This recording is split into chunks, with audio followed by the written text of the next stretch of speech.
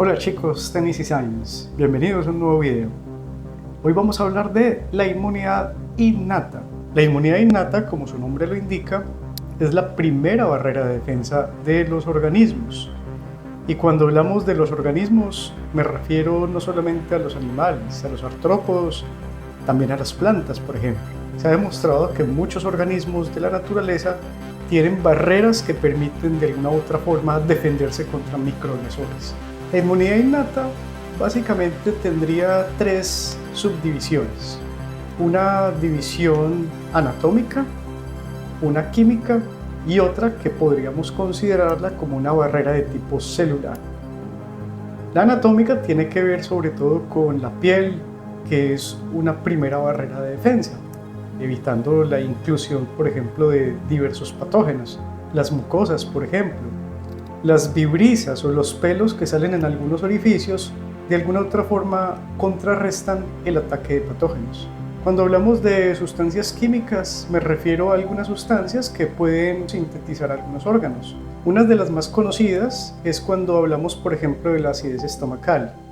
Hay algunos animales que tienen un pH supremamente bajo en el tracto digestivo, específicamente en el estómago. Un ejemplo, los perros. Los perros pueden tener pH que oscila entre 2.5 y 3.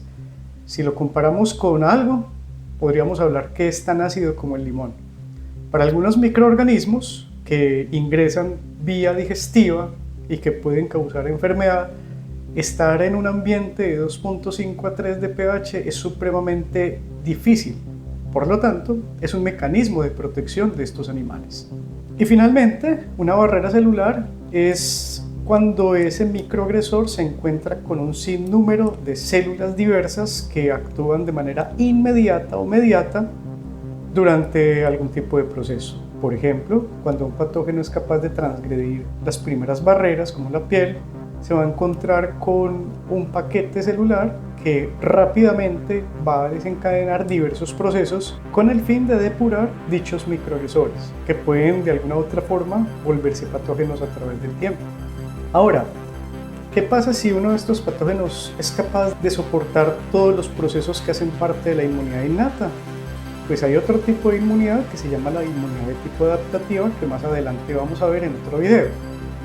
Algunas veces no es suficiente con las barreras físicas, químicas y celulares, y los organismos tienen que capacitarse a través de los días o a través de las semanas, sobre todo con las funciones que ejercen específicamente dos tipos de células, los linfocitos B y los linfocitos T.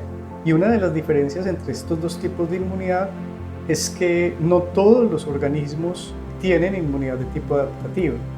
Solamente los vertebrados, específicamente los peces, anfibios, reptiles, aves y mamíferos, cuentan con inmunidad de tipo adaptativo.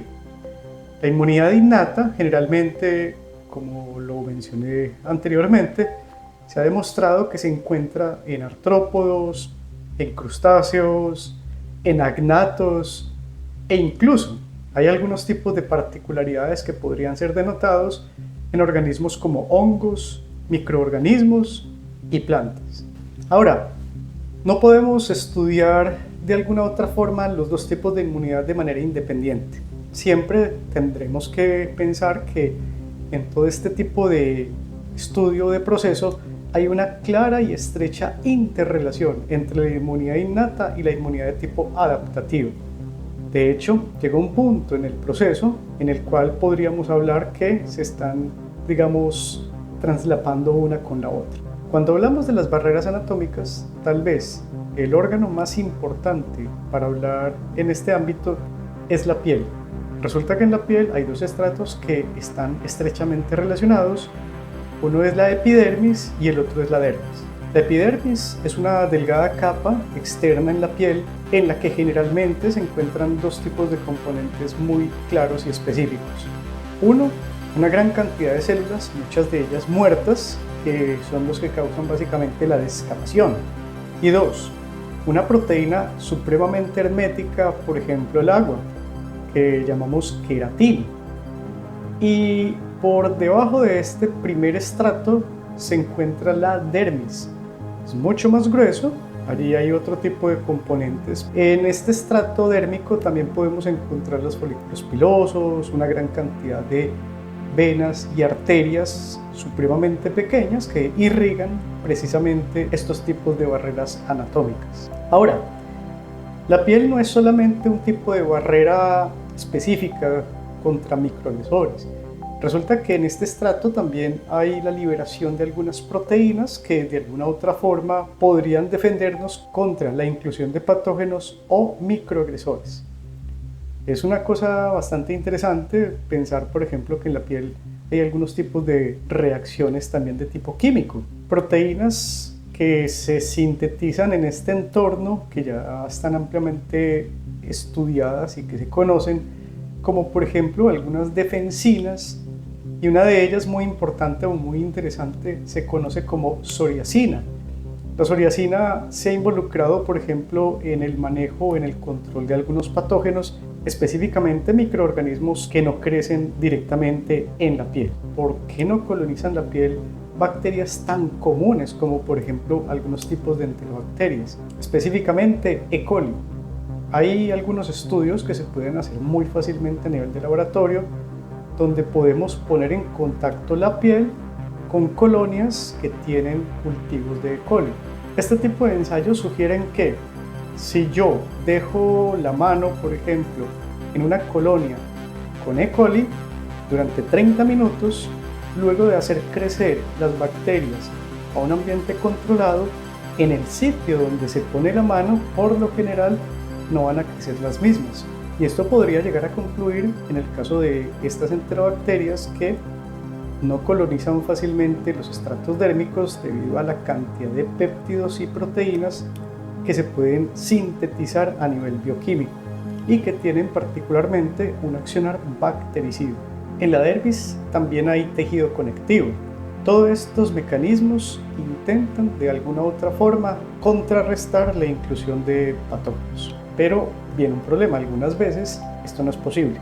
Por ejemplo, cuando hay picaduras de garrapatas, de pulgas, una garrapata puede transmitir muchísimas enfermedades y no es suficiente con esta barrera externa. Entonces, hay otro tipo de barreras o de sustancias que pueden secretarse para contrarrestar la inclusión de microagresores. Un ejemplo claro es la saliva, las lágrimas o el moco.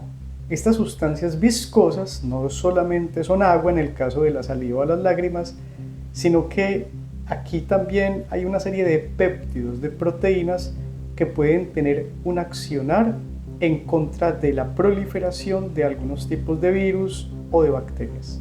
Y no solo eso, si un microorganismo se incluye en alguna estructura anatómica donde hay otro tipo de microorganismos no patógenos, también llamados comensales o saprófitos, en este caso algunas veces a estos microorganismos les cuesta mucha dificultad proliferar porque tienen que competir con recursos del mismo medio.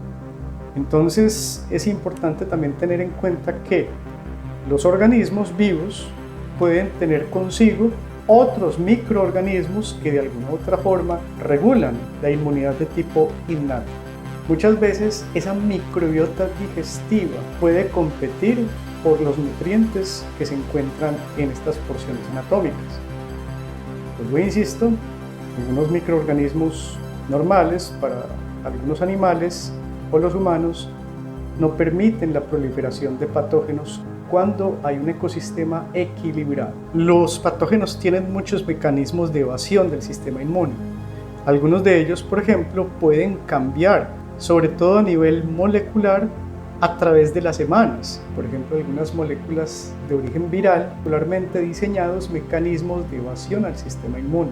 Ellos son capaces de unirse específicamente a algunas proteínas externas, es decir, algunos receptores de zonas anatómicas procedentes específicamente de las vías respiratorias. Y eso hace que, lastimosamente, en algunas ocasiones, las células de las vías respiratorias altas, localizadas en algunas mucosas, les quede imposible eliminar un patógeno que de alguna otra forma se va a replicar dentro de las mismas células. ¿Qué pasaría si un microagresor es capaz de soportar estas barreras externas y comienza a proliferar? De esto hablaremos en otro video más adelante.